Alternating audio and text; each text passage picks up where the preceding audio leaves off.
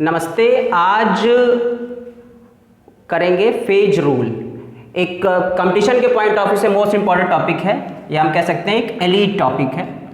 Phase rule और Gibbs phase rule which is given by Joseph Willard Gibbs. तो Willard Gibbs एक बहुत ही famous नाम है और बहुत बड़ा कंट्रीब्यूशन फिजिकल केमिस्ट्री में है। अब फेज रूल ये एक इंट्रोडक्शन पार्ट है, इसमें बेसिक्स करेंगे और फार्मूला लिखते हैं F equal to C minus P plus 2। ठीक, तो F क्या है? Degree of freedom. C क्या है? कंपोनेंट, सिस्टम में कंपोनेंट्स कितने, उसमें घटक कितने हैं। P क्या है? फेजेस कितनी है, प्रवस्थाएं कितनी हैं सिस्टम में। और 2 क्या है? ये एक वेरिएबल है, अनदर वेरिएबल है प्रेशर और टेम्परेचर के लिए। और अब एग्जाम्पल से करेंगे तो ये ज़्यादा क्लैरिफाई होगा। और बेसिकली ये हेट्रोजीनियस सिस्टम्स के लिए है और अभी इसका यूजेस लास्ट में करते हैं। यहाँ पे पहला कोई एग्जाम्पल लेते हैं, aqueous. Suppose that aqueous acetic acid, aqueous acetic acid में degree of freedom find out करना है, एक्वस एसिटिक एसिड। तो अब देखिए, अब यहां पर क्या है कि एक्वस यानी कि पानी, पानी में एसिटिक एसिड पूरी तरह से डिसॉल्व हो जाता है, पूरी तरह से एक यूनिफॉर्म सॉल्यूशन उसका प्रिपेयर हो जाता है। तो अब जब यूनिफॉर्म सॉल्यूशन प्रिपेयर होता है, ऐसा कोई भी सॉल्यूशन, एक दो एग्जांपल अभी और कर लेंगे तो क्लियर है। तो यूनिफॉर्म सॉल्यूशन वहां पे हो जाता है, तो अब क्या होगा, तो जो फेजेस होगी उसकी फेज वो 1 हो जाएगी। फेज कैसे होगी? मतलब एक तरह ट्रू सॉल्यूशन या पूरा यूनिफॉर्म सॉल्यूशन है। तो ये जो है वाटर और एसिटिक एसिड अगर यूनिफॉर्म है तो फेज 1, तो P इक्वल टू 1। और कंपोनेंट कितने होंगे? 2 होंगे, एक वाटर और एक एसिटिक एसिड। तो कंपोनेंट इसके हो गए 2। अब डिग्री ऑफ फ्रीडम निकल जाएगा। तो F इक्वल टू C कितना है? 2 और फेज कितनी है? 1 प्लस 2। ठीक है, तो ये कितना आ गया यहाँ पर? 3। तो डिग्री ऑफ फ्रीडम कितनी आ गई एक्वस एसिटिक एसिड की? 3। ठीक है, तो ये क्या हुआ यहाँ पर? ये ट्राई वेरिएंट हो गया।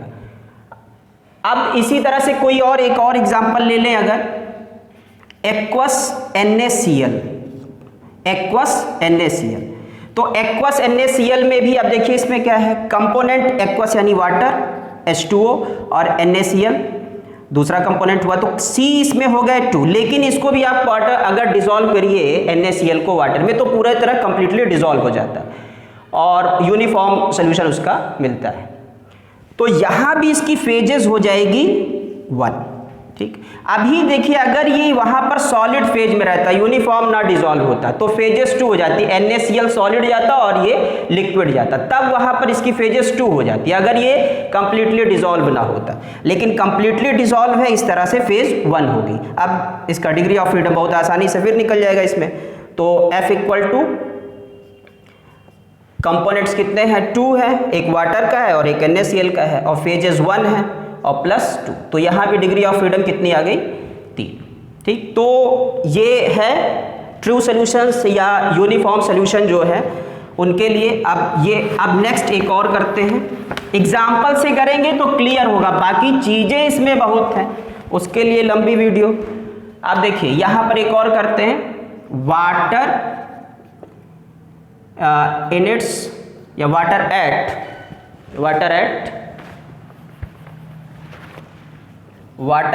It's boiling point. ठीक है, water at its boiling point. आप देखिए water at its boiling point, इसमें बॉइलिंग पॉइंट की डेफिनेशन क्लियर होनी चाहिए। तो अब इसमें डिग्री ऑफ फ्रीडम निकालते हैं। आप देखिए जो बॉइलिंग पॉइंट होता है वाटर का, तो वो पर्टिकुलर टेम्परेचर जिस पे कि वाटर मतलब वाटर की वेपर प्रेशर और एटमॉस्फेरिक वेपर प्रेशर क्या हो, बराबर हो जाए, तो उसका बॉइलिंग पॉइंट होता है। आप देखिए यहां पर वाटर क्या है, तो वाटर तो एक है, तो कंपोनेंट क्या हो गया? 1। तो कंपोनेंट इज 1। अब फेजेस कितनी हो जाएंगी, इसकी फेजेस 2 हो जाएंगी, क्योंकि अब देखिए एक तो वाटर लिक्विड फॉर्म में और दूसरी इसकी क्या है, वेपर। तो एक लिक्विड हो गई और एक वेपर हो गई, तो फेजेस कितनी हो गई, 2। ठीक, तो अब यहां पर कितना आया, -1 + 2, तो equal to +1। Degree of freedom कितनी आई, बॉइलिंग पॉइंट पर 1 आ गई। ठीक, तो अब ये क्या है, एक यूनिवेरिएंट सिस्टम है। मतलब यूनिवेरिएंट मतलब क्या है, उसमें एक वेरिएबल है और वेरिएबल कितने होंगे, कंसंट्रेशन, प्रेशर और टेम्परेचर। अब देखिए वाटर, एक ये +1 निकला है। अब water at its freezing point, water at its freezing point. अब इसमें क्या होगा, water at its freezing point में, अब देखिए फ्रीजिंग पॉइंट की डेफिनेशन क्लियर होनी चाहिए यहाँ पे।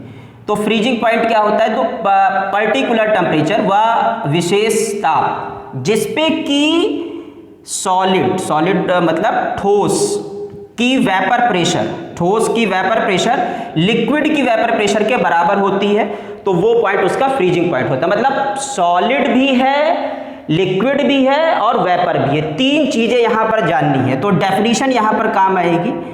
तो सॉलिड, अब देखिए यहां पे, तो कंपोनेंट क्या हो गया इससे, तो कंपोनेंट वाटर है तो कंपोनेंट इज 1। अब लेकिन इसकी फेजेस 3 हो जाएंगी, फेज 3 हो जाएंगी। क्यों हो जाएंगी, एक सॉलिड हो गया आइस फॉर्म में, और दूसरा लिक्विड हो गया वाटर लिक्विड फॉर्म, और तीसरा क्या हुआ, वेपर फॉर्म हो गया, तो फेज 3। अब देखिए degree of freedom F equal to component 1 है और ये -3 हो जाएगा, फेज 3 हो जाएगा, और +2, तो प्लस ये कितना हो जाएगा आपका 0 आ जाएगा, 1 + 2 3 -3 0। तो यहाँ पर डिग्री ऑफ फ्रीडम क्या हो जाएगा, 0 हो जाएगा, यानी कि ये क्या है, नॉन वेरिएंट है। अब ये ट्रिपल पॉइंट होता है। ठीक है, तो अब इसी तरह से करते, ये एक बेसिक था, और भी इसमें कुछ क्वेश्चंस बनते हैं। तो अब इसका यूजेस, पहले तो ये एक बेसिक है, एक दिमाग में कॉन्सेप्ट आना चाहिए। अब यूजेस क्या है, इसका यूज क्या होता है, फेज रूल का क्या बेनिफिट्स हैं। देखिए फेज रूल से क्या होता है कि सिस्टम जब इक्विलिब्रियम में होता है तो वहां पर एक इंफॉर्मेशन मिलती है कि कौन कौन सी फेजेस में ये को एग्जिस्ट कर रहा है। जैसे अभी यहां पर आ गया F = 0, तो सॉलिड, लिक्विड और गैस, मतलब तीनों फेज में वहां पर इक्विलिब्रियम है, मतलब इक्विलिब्रियम पे ये जो है नॉन वेरिएंट हो गया। तो ये एक इंफॉर्मेशन निकल करके आती है कि इक्विलिब्रियम में कौन कौन सी फेजेस आपस में को एग्जिस्ट कर रही हैं। ठीक है, तो ये एक बेनिफिशियल इंफॉर्मेशन मिलती है, और ये चीज लॉ ऑफ मास सेक्शन में नहीं मिल पाती है। तो ये फेज रूल का एक बड़ा बेनिफिट है।